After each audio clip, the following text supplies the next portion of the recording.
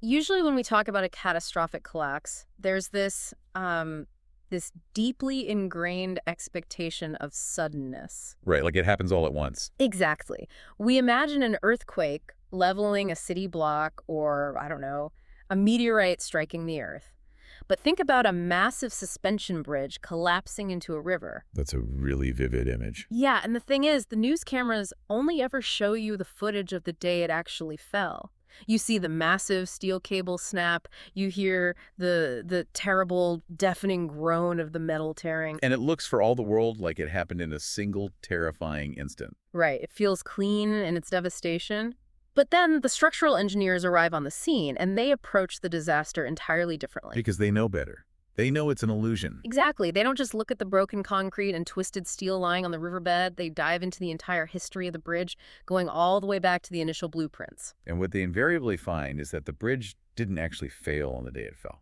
It failed over the course of decades. The engineers point to the invisible rust accumulating inside the casings, the microscopic stress fractures spreading through the load-bearing pillars. The deferred maintenance budget. Yes, and the desperate warnings from early inspectors that were just quietly filed away in some basement cabinet and totally ignored. Because the collapse itself was merely the day the physics finally caught up with the rot. The structural integrity was compromised long, long before gravity took over. So today we are taking a deep dive into an incredible piece of historical and theological analysis by Chris R. Velasquez. It's titled The Fall of Israel, the Northern Kingdom is Exiled. And there are some brilliantly detailed infographics that come with this source material, mapping out this exact kind of disaster. But we aren't talking about a bridge today. We are talking about the complete collapse of an entire nation. An ancient nation, yeah. Mm-hmm. And not just any nation, but one that seemingly had every conceivable advantage. I mean, according to the ancient texts, this was a people chosen by divine grace, redeemed from slavery by miraculous power, and intentionally planted in a prosperous promised land. And yet, despite all of that foundational privilege, that same nation was eventually torn apart.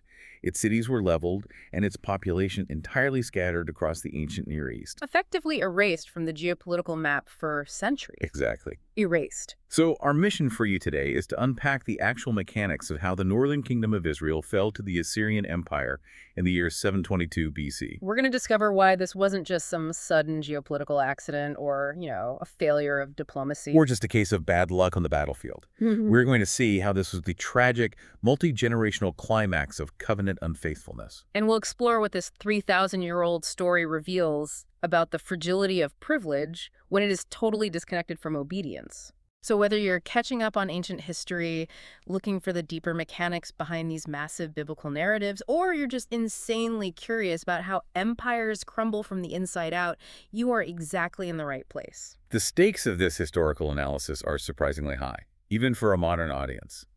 The author makes it very clear that this event exposes a really pervasive historical lie. What lie is that? The idea that possessing a privileged background or a powerful institutional framework or a specific cultural inheritance somehow guarantees your security. Oh, wow. Yeah. It's a story that forces an uncomfortable look at the foundations of any society that believes it is simply too important to fail. Too big to fail, right. So to really understand the collapse of Israel in 722 BC, we can't start our timeline at the moment the Assyrian battering rams hit the walls of Samaria. No, we have to go back to the structural engineers report. Exactly. We have to rewind over 200 years to the specific historical moment the structural integrity of this nation was first compromised. So we're looking at the aftermath of King Solomon's death. Right. The sources describe a united monarchy under David and Solomon. This was a golden age of wealth, highly centralized power, massive regional influence.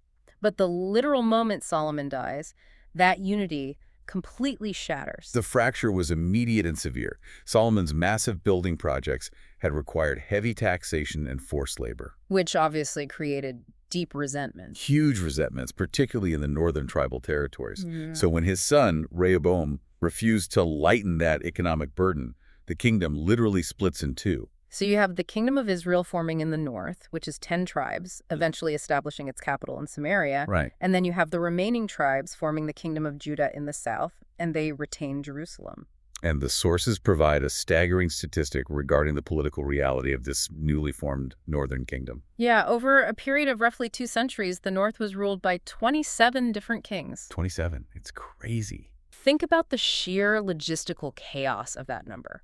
That is a breathtaking rate of turnover. We aren't talking about peaceful transitions of power following long, prosperous reigns. Not at all.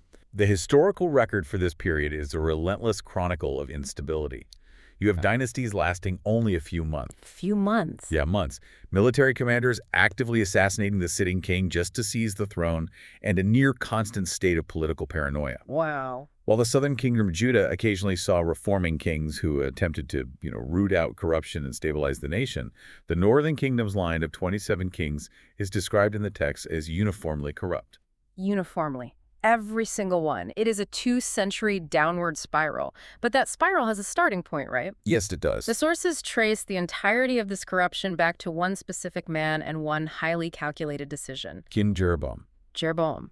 The biblical writers actually refer back to Jeroboam's initial actions as the original wound of the North. The original wound. I love that phrasing. Right. For the next 2 centuries, every subsequent king is evaluated based on their relationship to what Jeroboam established. So I want to really dig into the psychology of this moment. Let's do it. Jeroboam is driven by profound political fear. He has just taken control of this newly formed, highly volatile northern kingdom, but he faces a massive geographical and cultural problem. The religious center. Exactly. The religious center for all the Israelites, the temple, the priesthood, the focal point of their entire national identity is located in Jerusalem. And Jerusalem is sitting right across the border in the southern kingdom of Judah. So Jeroboam is doing the political math here. He understands that religion and national identity are inextricably linked in the ancient world. You couldn't separate them. Right. He worries that if his newly acquired citizens continue to travel south across the border into Judah for their annual religious pilgrimages, to offer sacrifices, celebrate the major festivals, their cultural and political loyalties will eventually shift back to the southern king. He thinks it's only a matter of time before they defect and likely assassinate him in the process.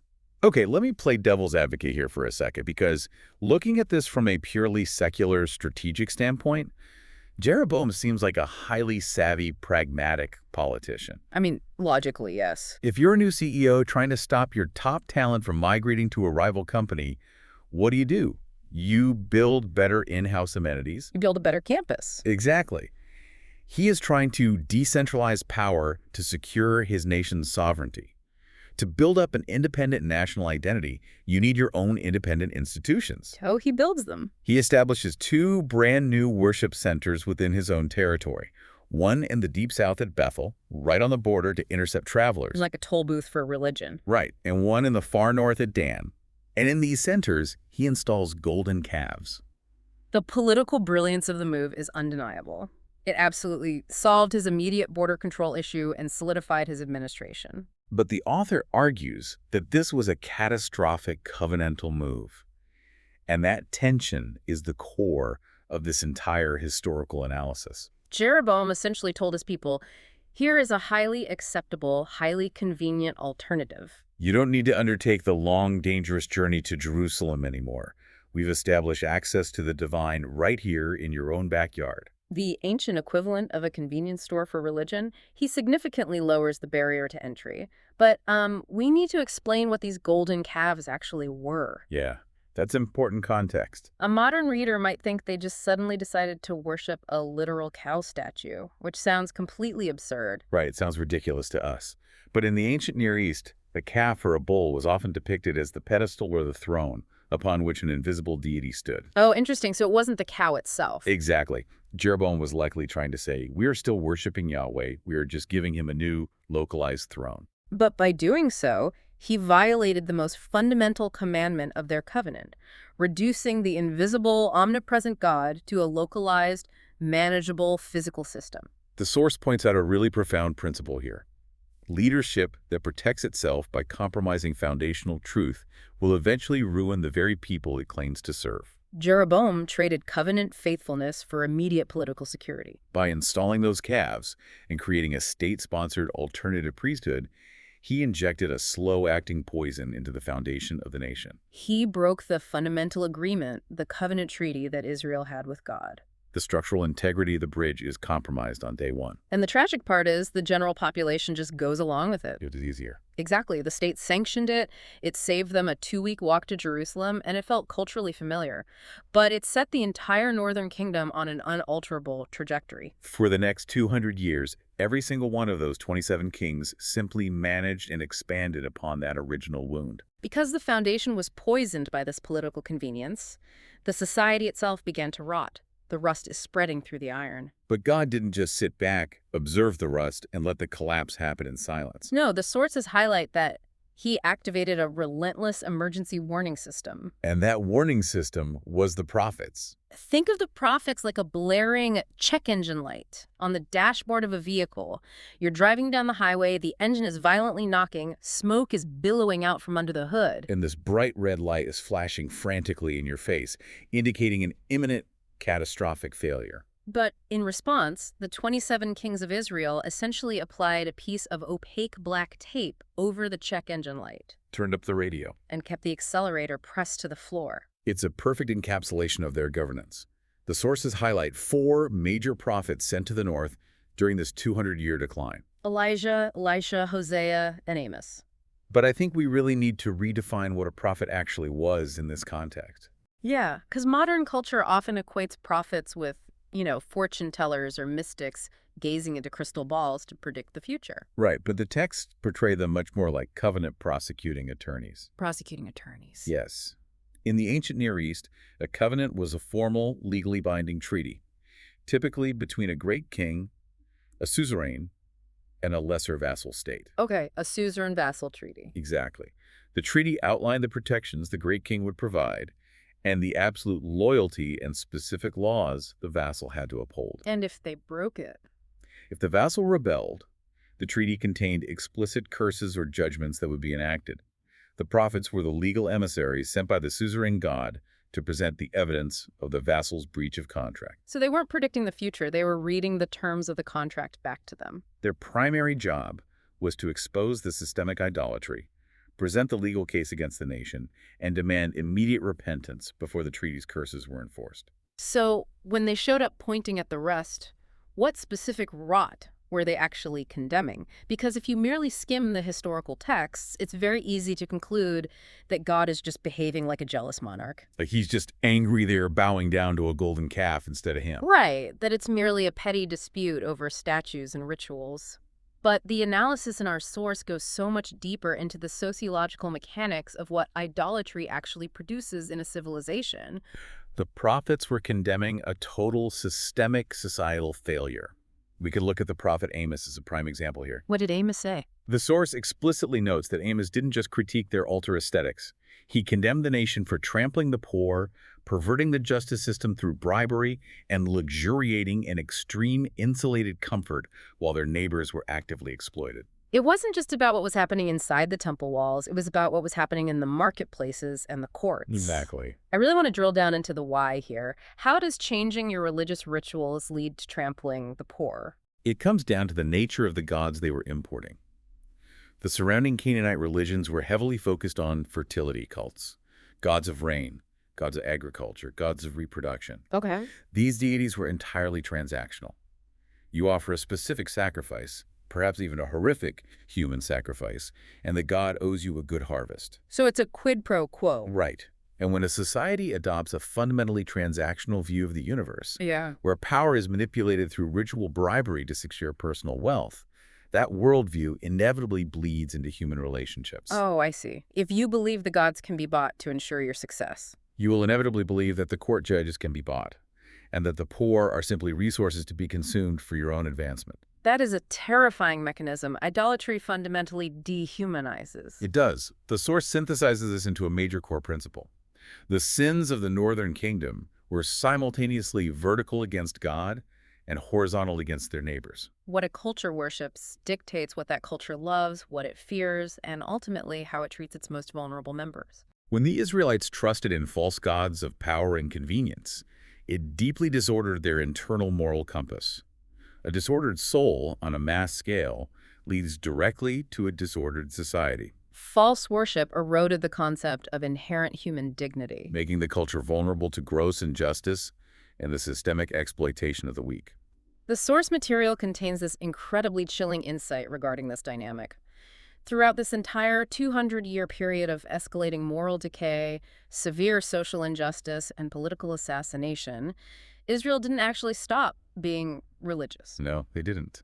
The check engine light is flashing, the society is crumbling into economic predatory behavior, yet they are still relentlessly attending to their religious duties. The sources note that the Northern Kingdom maintained their altars, supported a vast priesthood, and rigorously celebrated the ancient festivals. They retained a distinct national identity and even kept the historical memory of the Exodus from Egypt alive in their liturgy. They possessed an expansive, highly sacred vocabulary. That concept is deeply unsettling, isn't it? It really is.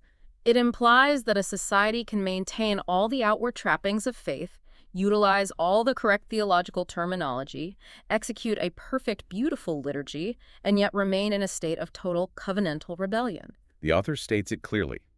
Religion without obedience is not covenant faithfulness. The Israelites successfully retained the external architectural forms of worship while completely hollowing out the moral substance. It demonstrates that a robust, sacred vocabulary can comfortably and seamlessly coexist with outright covenant treason. They were meticulously checking the religious boxes, offering the sacrifices on the new moons and Sabbaths, while their courts were rigged and their hearts were entirely alienated from the God they claimed to be worshiping. Returning to our bridge metaphor, they were diligently applying a fresh, gleaming coat of white paint to the guardrails every single Sunday, pointing to the beautiful paint job as irrefutable proof that the bridge was completely safe. while completely ignoring the fact that the concrete load-bearing pillars beneath the waterline were actively crumbling into dust. Wow. So we've explored the 200 years of compounding structural decay. We've seen the check engine light blaring through the relentless ministries of prophets like Amos and Hosea. And the string of kings continuously masking that light.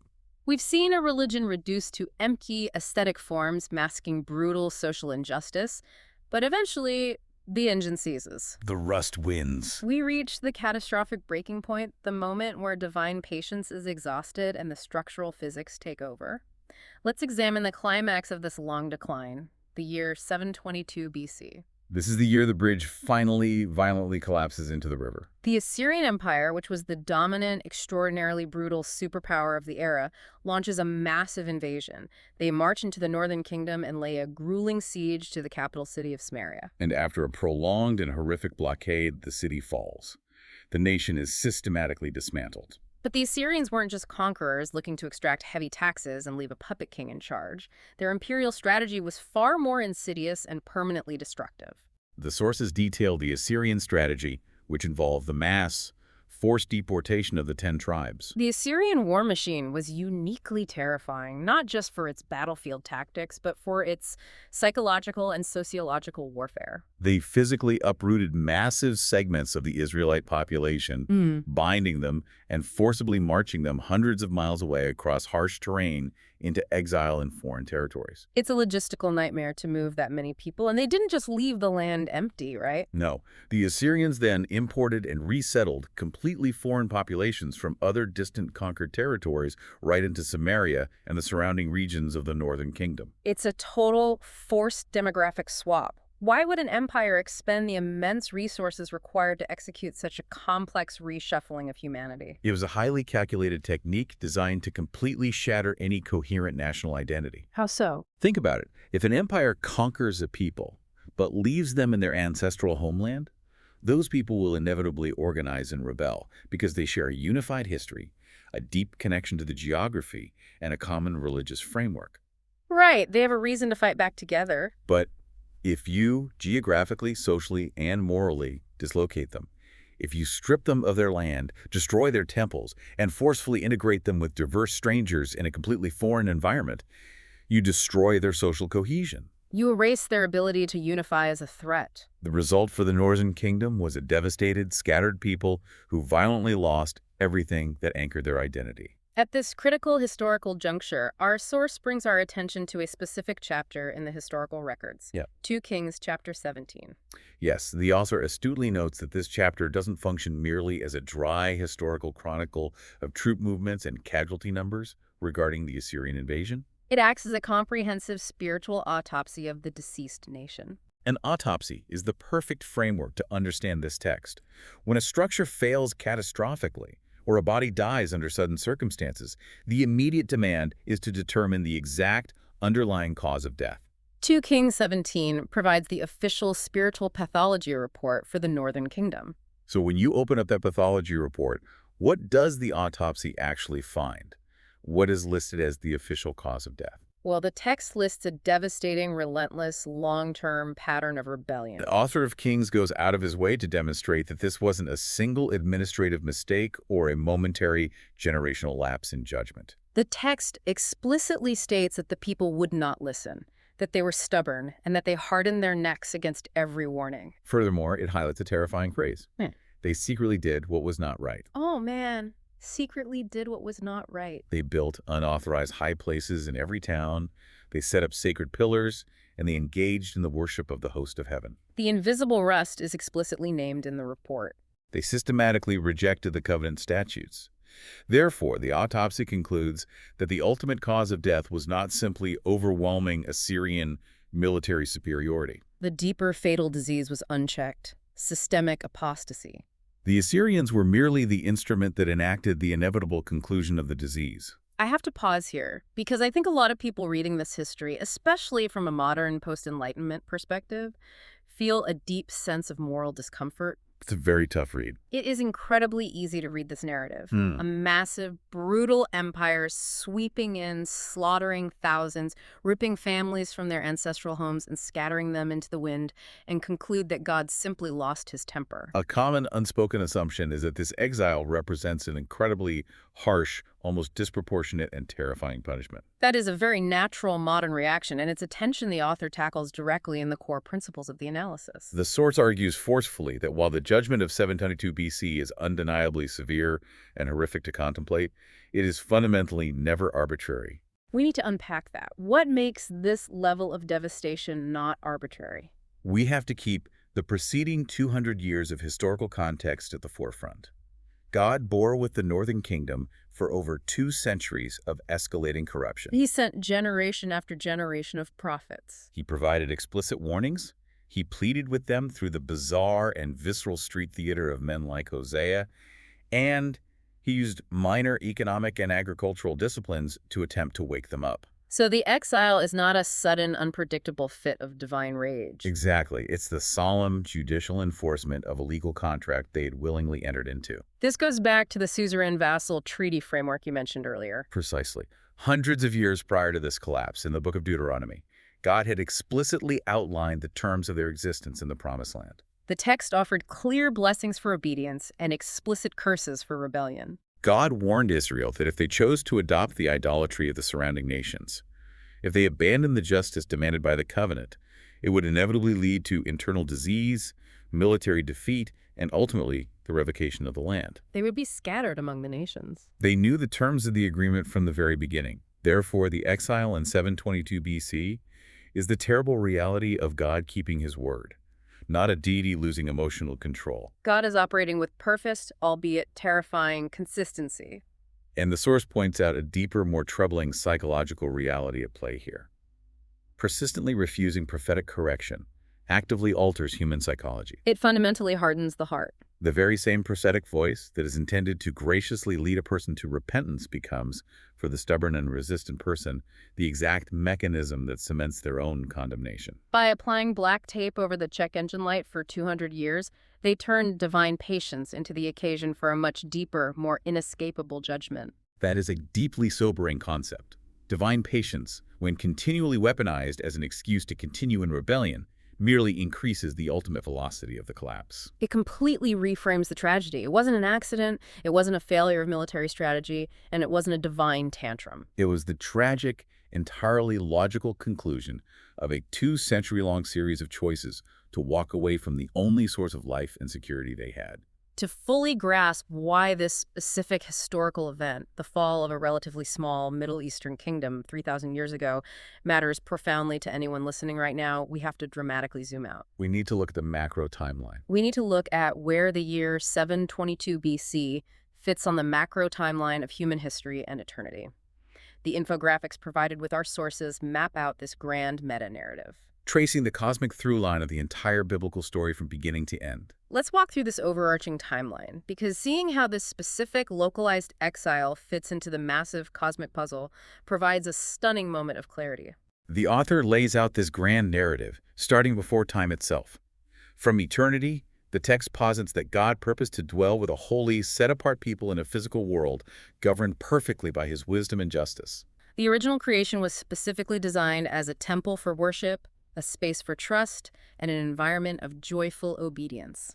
But that design is almost immediately fractured by the fall. And here is where the expert analysis in Velazquez's work gets incredibly deep.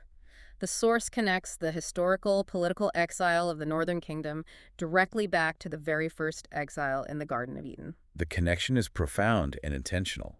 The author argues that the exile of Israel in 722 BC is essentially a massive civilizational reenactment of the Edenic expulsion. If you observe the pattern, it's identical. In Eden, God graciously gives humanity a profound gift, the garden, a place of provision and proximity to the divine. Humans, however, choose to distrust God's parameters and improvise their own rules for wisdom and flourishing. God provides warnings. Humans ignore the warnings. Consequently, God acts in just judgment, and humans are physically driven out of the garden, separated from the source of life. They are driven into an exile. The exile of the Northern Kingdom follows that exact same archetypal pattern, simply scaled up to a national historical level. God miraculously gives them the promised land, a new Edenic space. They distrust the parameters and improvise, perfectly illustrated by Jeroboam setting up his own convenient religious centers at Bethel and Dan. God warns them relentlessly through the prophets. They stubbornly ignore the prophets. And finally, they are violently driven out of the land by Assyria. The historical exile is the social and political manifestation of the spiritual reality of Eden. This pattern is entirely mediated through the concept of covenant. The exodus from Egypt forged a loosely connected group of slaves into a distinct people. The events at Mount Sinai gave them their constitutional shape and laws. And the physical land was granted to them strictly under the terms of that covenant. Which means the land was always a conditional gift, never an inherent right. Losing the land in 722 BC proved definitively that covenant privilege creates massive moral responsibility, not immunity from consequence. This historical reality shatters any naive, deeply held confidence that just because a group has a privileged historical background, deep institutional belonging, or the right cultural inheritance, they are somehow permanently guaranteed favor, regardless of how corrupt their actual lived reality becomes. So we trace this through the creation of a kingdom, which, as we discussed, degraded into a counterfeit, deeply unjust kingdom in the north. A kingdom that fundamentally rejects the justice and worship of its founding covenant simply cannot endure. Which inevitably leads to the central event of our analysis. Exile. 722 BC becomes the terrifying template for understanding all subsequent exiles in the biblical text. The people who were specifically called to be a light, set apart from the surrounding nations, are now forcibly, tragically scattered among those very nations, absorbed into the imperial machine. From a purely historical perspective, it feels like the definitive end of the story. The bridge is shattered at the bottom of the river. The nation is erased. But the biblical timeline insists the story does not stop in the rubble of Samaria. Right. The next major movement in this grand narrative is restoration. And this is where we see the profound grace operating within the severe judgment. The very same prophets who accurately predicted the horrifying doom of the northern kingdom men like Hosea and Amos simultaneously promised a future miraculous restoration. The exile is historically real, it's physically devastating, but it is not the final word of the suzerain king. God's ultimate covenantal purposes persist, unbroken, even through the smoking ruins of the capital city. That persistent hope points directly toward the necessity of a Messiah. Yes, the complete, unmitigated failure of human political power, the catastrophic failure of those 27 northern kings to lead with even a shred of righteousness, deeply intensifies the longing for a true king. The scattered nation desperately needed a shepherd who wouldn't build golden calves, who wouldn't manipulate religion for border control, and who wouldn't lead the culture into the dehumanizing rot of idolatry. They needed someone who could actually solve the deeper underlying disease of the human heart that caused the rust in the first place. And the sources firmly position that this historical longing is ultimately fulfilled in the person of Jesus Christ. The author beautifully articulates that Jesus succeeds precisely where the nation of Israel failed.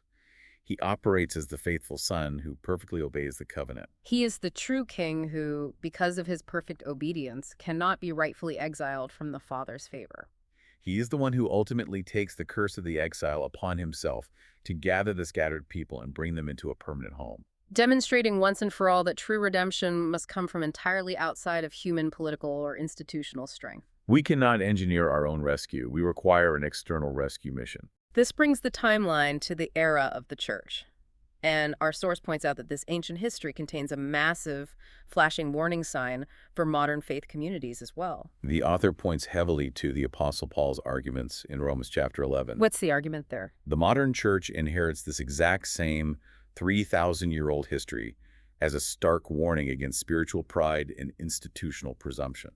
Paul argues that if God didn't spare the original natural branches of Israel when they fell into systemic idolatry and hard-hearted unbelief, the church cannot possibly treat its own position lightly or arrogantly. The church is grafted into this grand narrative entirely by grace, not by inherent merit or cultural superiority. Therefore, the absolute need for humble, daily, faithful obedience remains just as critical today as it was in the days of Amos. The timeline eventually moves toward a final, universal judgment, where the historical exile of 722 BC prefigures a final accounting of all humanity before God. And ultimately, it resolves in a new creation. This is where the ancient prophets' wildest promises of a gathered, purified, permanently restored people are fully realized. Whatever specific, nuanced view of eschatology or the end times a person might hold, the source argues the macro trajectory of the narrative is crystal clear. God will not leave his people scattered and broken forever. The new creation completely and permanently removes all possibility of exile, all internal apostasy, and all separation.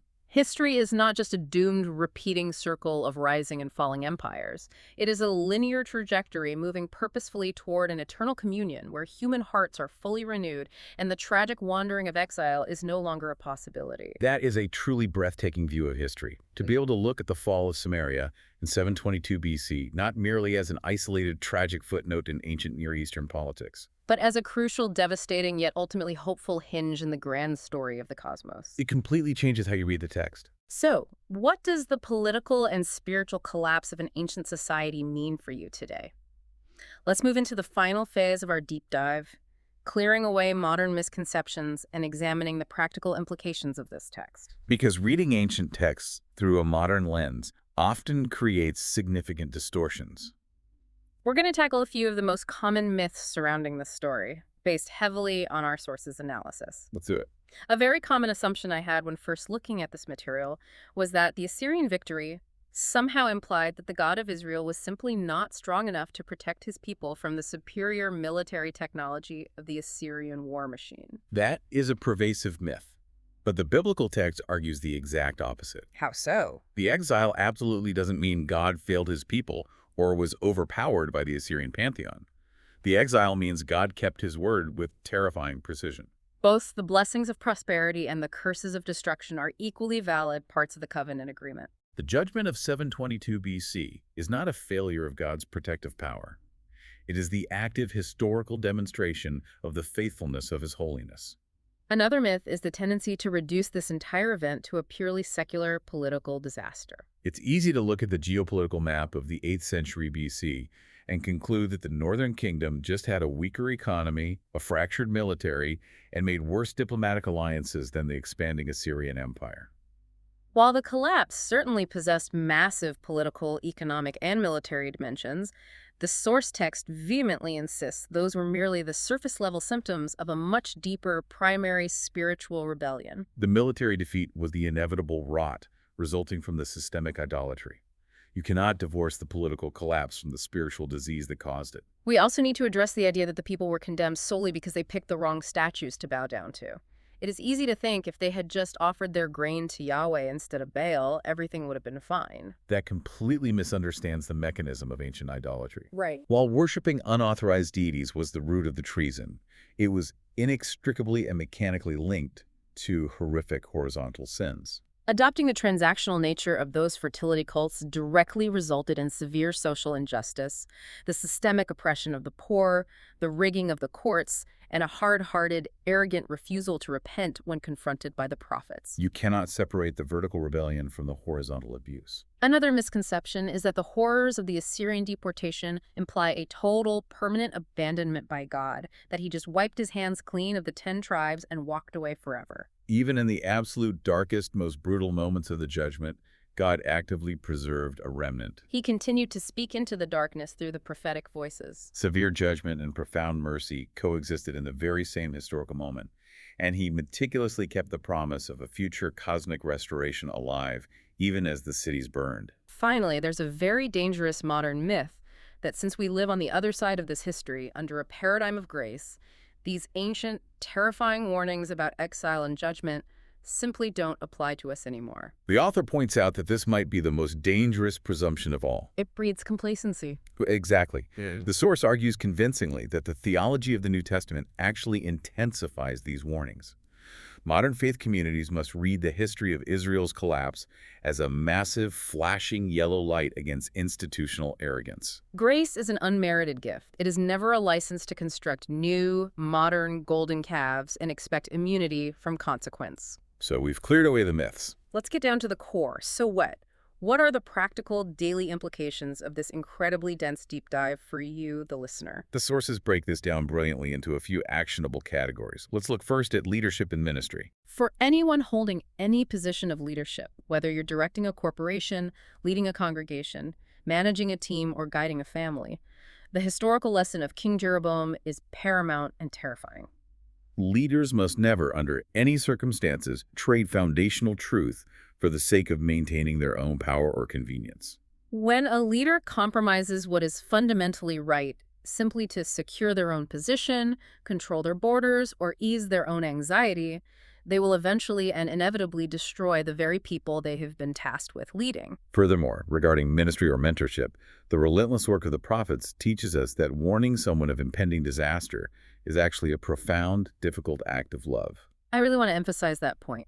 Warning someone is an act of love. We live in a culture that increasingly defines love as nothing more than unconditional affirmation of whatever choices a person makes. True, robust love certainly involves deep care, but it also requires honest diagnosis. Consider a medical analogy. If a doctor examines your x-rays, clearly sees a life-threatening tumor, but chooses not to warn you because they want to keep the appointment positive and don't want to cause you emotional distress. That is not love. That is gross medical malpractice. The prophets' men, like Amos and Hosea, were willing to endure public hatred, marginalization, and threats on their lives to clearly name the societal idolatry and demand repentance. They did this because they loved the people enough to scream that the bridge was actively collapsing beneath their feet. That reframes the entire concept of prophetic ministry. Now, how does this apply to the quiet, daily life of an individual? The source material introduces a concept that I think is universally applicable: the reality of the slow fade. This is perhaps the most crucial takeaway for every single listener. The catastrophic fall of Israel in 722 BC serves as a monumental reminder that nobody, no nation, no institution, and no individual falls into total ruin in a single day. A society doesn't collapse overnight, and a person's life, career, or marriage doesn't unravel because of one isolated bad decision. Moral and spiritual decline is deeply cumulative. It's the invisible rust slowly eating away at the microscopic level for decades before the cable finally snaps. Precisely. It begins with tiny, seemingly justifiable compromises.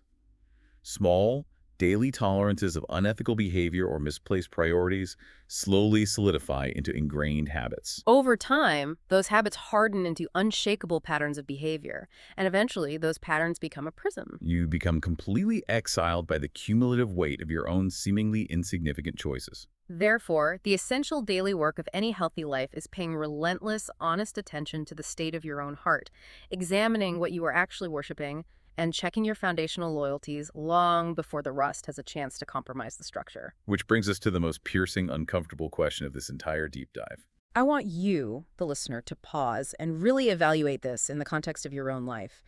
We obviously aren't building literal statues of golden calves in a city called Bethel to prevent people from walking to Jerusalem. But what are the functional, sophisticated idols operating in our modern world? What concepts, desires, or institutions capture our daily attention, our anxiety, and our ultimate loyalty more than truth and justice? The author provides a deeply convicting list of modern equivalents.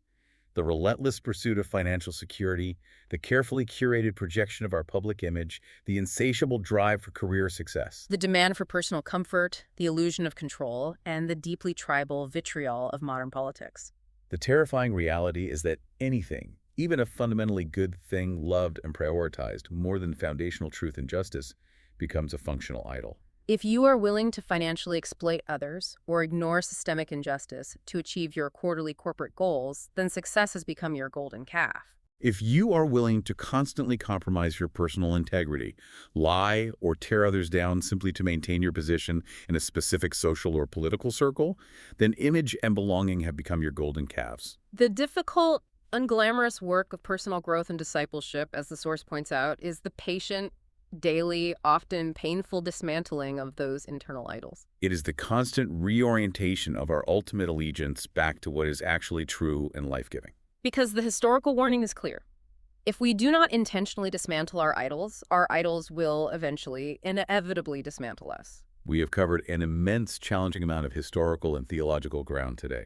Let's synthesize this incredibly deep journey. We began by examining the wreckage of a catastrophic national collapse in 722 BC. We dug deeply into the 200-year structural history and observed how King Jeroboam's pragmatic political fear engineered a localized system of convenient idolatry that slowly poisoned the society from the inside out.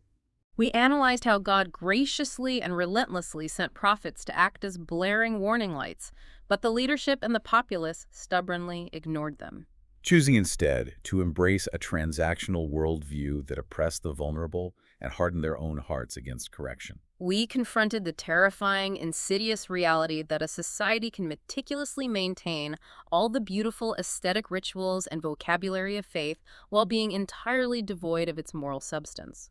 And finally, we viewed the brutal Assyrian invasion not as a random, chaotic tragedy of ancient history, but as the painful, logical enforcement of a broken covenant. A devastating loss of land that definitively proved that historical privilege without daily obedience is a highly dangerous illusion. Yet, threading through all of this darkness, destruction, and divine judgment was the unshakable promise of a grand narrative. God preserved a remnant in the ashes, pointing the trajectory of history forward to a true, faithful king who finally gathers the scattered and brings about true, permanent restoration. So as we wrap up this extensive exploration, I have a final, lingering thought for you to mull over. It is a question directly inspired by the depths of this ancient source material, something to take with you and critically apply to your own environment this week. The people of the Northern Kingdom truly, deeply believed they were safe. They looked around and thought they were entirely immune to collapse because they possessed the impressive temples, they maintained the correct altars, and they boasted a perfect, miraculous historical heritage. They tragically and fatally confused their physical proximity to holy things with an actual inward posture of repentance and justice. So looking closely and honestly at your own life, your own career trajectory, or the communities and institutions you belong to, are you secretly relying on the external forms of past successes, the outward curated appearances of having it all together, to guarantee your future security? Or are you actively, quietly maintaining the difficult substance of daily, humble faithfulness? Are you just putting another coat of white paint on the guardrails, or are you actually checking the structural integrity of the bridge you were standing on? Thank you so much for joining us on this incredibly deep dive. Keep questioning the narratives around you, keep exploring the grand, complex structures of history, and always remember that history is never just dead text left in the past. It is always a mirror reflecting the realities of our present. We will catch you on the next one.